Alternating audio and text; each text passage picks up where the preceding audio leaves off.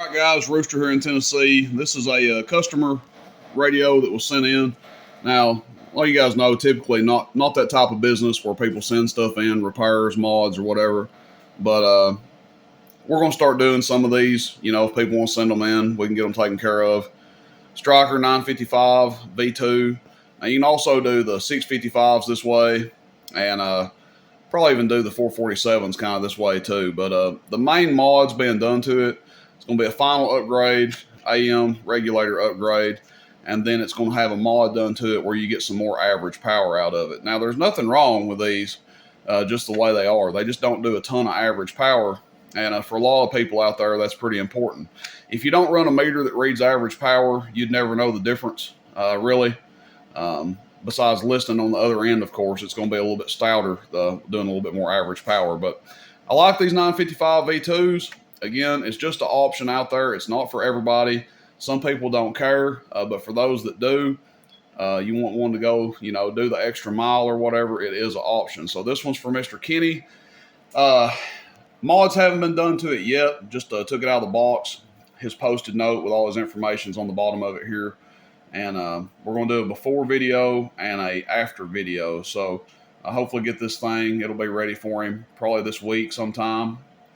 And yeah, we'll do an after video after it's done and show you the performance that way as well. So anyway, we'll start out. We just got the RF power wide open on it here.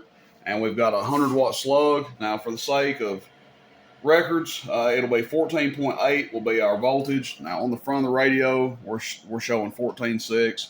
Obviously a little bit of loss coming through the power cord and everything else. So 14.6 on the front of the radio, 14.8 on the power supply. 100-watt slug. We're going to be looking at the bottom scale. So he's rolling with about a 17, 18 watt dead key right there. Hello, audio. Audio 1 2, audio 1 2, about 20 bird. Sometimes they'll do more than that, but that's about average on one of these. I haven't looked in the menu to even see where the menu's set up at. If there's any adjustments that need to be made in the menu on it, those will be made as well to get the best performance out of the radio before it goes back to him. Now this is PEP, audio 1 2 3, audio 1 2 3. Now this test is on AM, by the way. We're testing on AM. So about 90 watts, audio check, 1 2 1 2, audio check 1 2, PEP. How much current is it drawing? Hello, audio, about 5 amps. So what I want to do now is go to upper sideband. I don't even know if he talks on sideband, but we're going to check it there anyway. We're still on PEP. Audio 1 2 3, audio 1 2 3, audio 1 2 3, audio 1 2 3, audio. About 80, a little bit better. Audio, 8 amps worth of draw. Lower sideband. Audio 1 2 3, audio 1 2 3, audio 1 2 3, audio 1 2 3, audio 1 2 3, audio. Audio 1 2 3, audio 1 2 3, audio 1 2 3, audio. Check, audio. Okay. So that's what she does. That's the performance of it. I like to do these. If radios are going to be getting sent in here, there will always be a before video and an after video. The reason is you don't want to just jump headfirst into a radio not knowing the condition of it when it got here. I mean, he shipped this thing. Anything could have happened to it. It could have got beat up, bruised up, something come loose in it, and then it doesn't work when it gets here. So it works fine. Came in here working good. Receive. I don't have that radio plugged up right now. I would check the receive on it, but I know it receives, so that won't be an issue.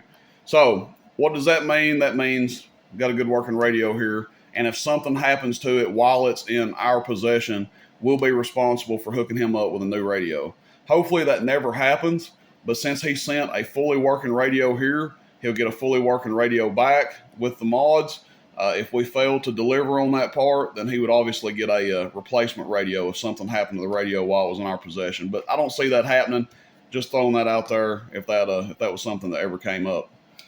Stryker 955 version 2. Got the vents across the back, so you know it's a version 2. Be expecting a lot better performance out of this thing after it's done up. Appreciate it, guys. Appreciate it, Kenny. Get this one back to you pretty soon here. Rooster in Tennessee, roostercb.com. Questions, comments, shoot me a text, 423-299-3535. And catch you guys out there. See you, bye. Guys, this is part 2 to a 2-part video. The 955 version 2 that Kenny sent in. I've already done a part 1 to it, showing how it performed when it got here. And this will be part 2, showing how it performs when it leaves here. So had it sent in, wanted it done just like the all the way 955s that we sell. So had RC do all the mods to it here. It's got the max mod regulator upgrade, final upgrade, and it has had the mod done to it where you have more average power swing. Now, if you guys remember in the last video, I don't have the exact numbers in front of me, but when you don't do the average power mod to these, a lot of times they just barely pull forward on average. That's fine. Like I said, a lot of people will never know the difference if you don't have a meter that reads average power. But for those that do, you can get a little bit more performance out of them by doing those big 3 mods. Now, one thing that we're not going to really do the radio justice by is our power cord here. We've just got this, I think this is 12 gauge. I think it's just a double fuse 12 gauge Workman power cord. My God, I think I've had this thing for 10 or 15 years, maybe longer. To really get the best performance out of these, you'd want to do a custom power cord, and plan on selling some of those in the near future. When we get those ready, I'll hook one up to a radio like this one, and I'll do a before and after power cord comparison. But we're at 14.6. Obviously, you know, it shows the drop on the front of the radio a little bit when we key down. 14.8 is our test voltage, just like before. So we want to mimic all of the settings that we had before. We're using the same power cord. Another reason why I'm not using a heavy-duty custom one for this video is this is the power cord we used in the last one. So I want everything to be set up exactly the same. That way he can see the difference. You know, it wouldn't be fair if I use this power cord in the initial test and then come out here with a custom 8-gauge power cord in the next test. So that being said, let's get on with it. Everything's been done to it again. Final upgrade, AM regulator upgrade, and it has had the average power mod done to it. Now, he primarily talks AM, so that's what our test is really going to focus on. What I'm going to do first is turn the RF power all the way down. Again, we're at 14.8. Show you how much current we're going to draw here with it all the way down.